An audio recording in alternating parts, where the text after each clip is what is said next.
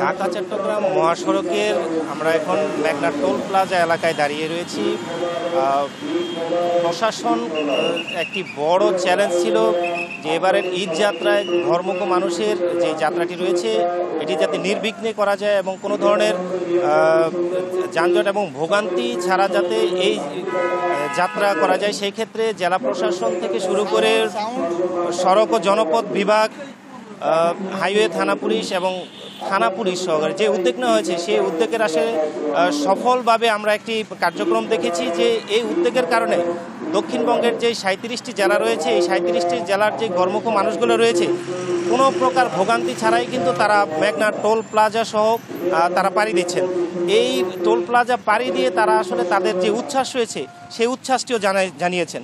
তবে এই ক্ষেত্রে সড়ক ও জনপথ বিভাগ টোল প্লাজায় যে ধরনের পদক্ষেপ নিয়েছেন সেই পদক্ষেপগুলোর মধ্যে রয়েছে তাদের জনবল বৃদ্ধি করেছেন, পাশাপাশি তাদের একটি মনিটরিং সেল সেন্টার চালু করেছেন। এছাড়াও স্থানীয় যে স্কাউটের সদস্য আছে তাদের সহায়তা নিয়েছেন।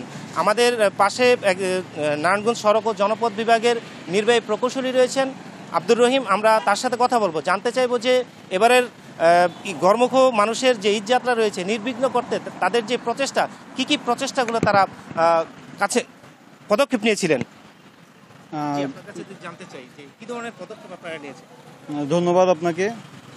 এই ঈদ উল ফিতর উপলক্ষে ঘরমুখো মানুষের ঈদ যাত্রা যেন নির্বিঘ্ন সুষ্ঠু হয় সেটার জন্য সড়ক ও জনপথ অধিদপ্তরের সেন্ট্রাল পরিকল্পনার সাথে নারায়ণগঞ্জ সড়ক বিভাগেরও পরিকল্পনা করা হয়েছে। সেক্ষেত্রে দেখতেই পাচ্ছেন যে আমরা বিভিন্ন পর্যায়ের জনবল আমরা বৃদ্ধি করেছি। তার সাথে আমাদের সাথে সংযুক্ত হয়েছে রোভার স্কাউটসের একটা টিম।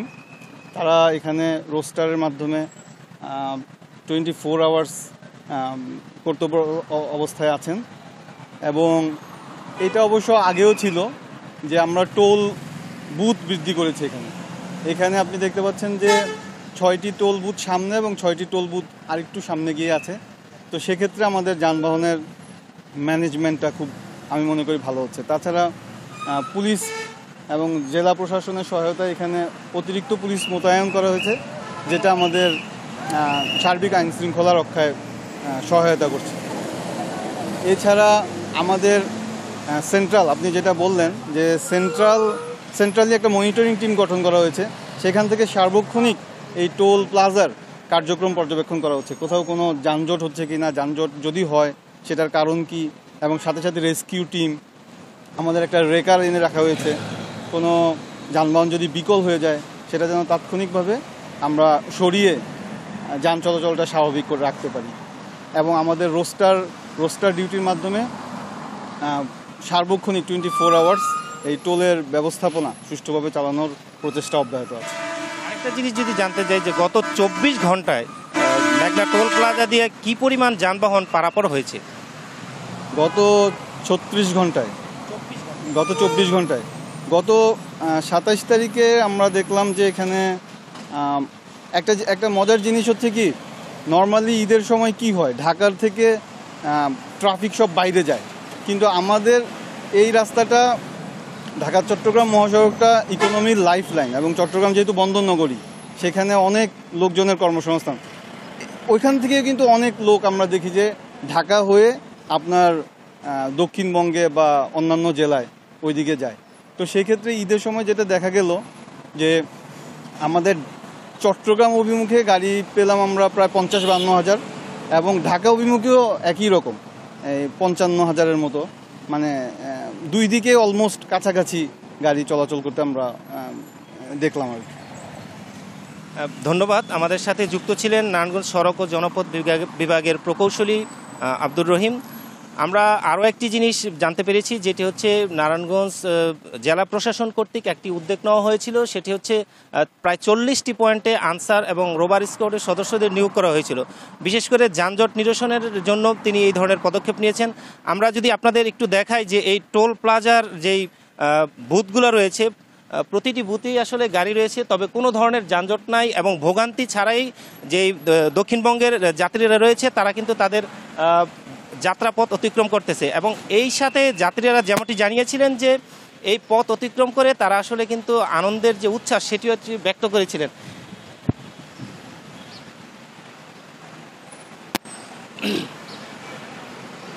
আমরা যদি আপনাদের প্রত্যেকটি বুথেই দেখাই যে প্রতিটি বুথেই কিন্তু গাড়ি যাচ্ছে সর্বোচ্চ 10 থেকে 15 সেকেন্ডে কিন্তু তাদের যেই গাড়ির টোল আদায় করে তারা ক্রস করে যাচ্ছে। এছাড়া আমরা কথা বলেছিলাম সোনারগাঁ থানার ভারপ্রাপ্ত কর্মকর্তার সাথে, তিনি যেমনটি জানিয়েছিলেন যে এখানে 3 জন পুলিশের সদস্যের একটি টিম রয়েছে, তারা প্রতিনিয়ত এখানে দায়িত্ব পালন করতেছেন রোস্টার হিসেবে 12 ঘন্টা এবং 12 ঘন্টা করে। সেই ক্ষেত্রে আসলে এবার দক্ষিণবঙ্গের যেই 37 জেলার মানুষ রয়েছে তারা কোনো ধরনের ভোগান্তি ছাড়াই কিন্তু তাদের যেই গন্তব্য আছে গন্তব্যে যাচ্ছেন। আমরা কয়েকজন যাত্রীর সাথে কথা বলেছি, তারা আসলে দীর্ঘ উচ্ছ্বাস জানিয়েছেন যে এটাই মনে হয় আমাদের প্রথম যে মেঘনা টোল প্লাজায় কোনো ধরনের যানজট ছাড়া আমরা আসলে দক্ষিণবঙ্গে পারাপার হচ্ছি এবং কোনো ধরনের ভোগান্তিও নেই এবং যানজটে নেই। তাদের এই যে উচ্ছ্বাস, বাঁধ ভাঙা উচ্ছ্বাস আরও একটি ঈদের আনন্দকে তাদেরকে বাড়িয়ে দিচ্ছে বলে আমরা জেনেছি।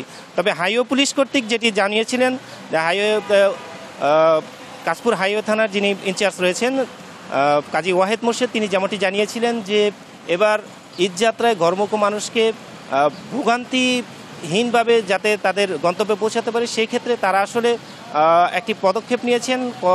সেই পদক্ষেপের মধ্যে রয়েছে তাদের জনবল বৃদ্ধি করা হয়েছে, পাশাপাশি তিনি যেমনটি জানিয়েছেন যে 2টো র্যাকার রাখা হয়েছে, যে কোনো সময় কোনো গাড়ি যদি বিকল হয়ে যায় মহাসড়কে সাথে সাথে যেন সেই গাড়িগুলোকে সরিয়ে নিয়ে যানজট মুক্ত রাখার ক্ষেত্রে তাদের যে প্রচেষ্টা সেটা কিন্তু চালু রেখেছেন। এছাড়াও আমরা আরও কয়েকটি বিষয় নজর করেছি যে সকাল থেকে ঢাকা চট্টগ্রাম মহাসড়কের প্রায় একেবারে কাশপুর থেকে মেঘনা টোল প্লাজা পর্যন্ত আমরা এখানে দায়িত্বে সরেজমিনে দেখেছি যে প্রতিটি স্ট্যান্ডে যেই আগের যানজট ছিল, যানজট চিরছে না, যানজট নাই বললেই চলে। তবে সাইড লেনগুলো ব্যবহারের ক্ষেত্রে কিছুটা ধীরগতি লক্ষ্য করা গেছে এবং মেইন লেনের মধ্যে কোনো ধরনের যানজট নেই। স্বাভাবিকভাবেই যে যাত্রী রয়েছে ঘরমুখো যাত্রী তারা কিন্তু তাদের গন্তব্যে পৌঁছাতে পারতেছে। আরও একটি বিষয় যদি আপনাদের আমরা জানাই যে বিগত 26 তারিখ 24 ঘন্টায় মেঘনা টোল প্লাজা দিয়ে প্রায় 24,532টি যানবাহন ক্রস করেছে। টোল আদায় হয়েছে 60,66,295 টাকা। পাশাপাশি 27 তারিখে 22,698টি গাড়ি ক্রস করেছে এই টোল আদায় করে এবং টোল আদায় হয়েছে 50,69,665 টাকা। গত 28 তারিখও ঠিক একই চিত্র দেখা গেছে যে 23,000-এর অধিক গাড়ি এই মেঘনা টোল দিয়ে ক্রস করেছে নির্বিঘ্নে। তাদের কোনো ধরনের যানজট ভোগান্তি ছাড়াই আসলে তারা এই যাত্রাপথ অতিক্রম করেছে এমনটি জানিয়েছেন। এবং কয়েকজন গাড়ির চালকের সাথে আমরা কথা বলেছি, তারা যেমনটি জানিয়েছেন যে এরকম প্রচেষ্টা যেন স্বাভাবিক সারা বছরই থাকে, তাহলে তারা ভোগান্তিহীনভাবেই এই টোল প্লাজা এবং ঢাকা চট্টগ্রামের যে মহাসড়ক রয়েছে সেটি চলাচল করতে পারবেন, তাদের সময়ের সাশ্রয় হবে এমনটি তারা জানিয়েছেন। এই ছিল আমার কাছে সর্বশেষ। Kamrul Islam, NTV online, Narayanganj, Sonargaon.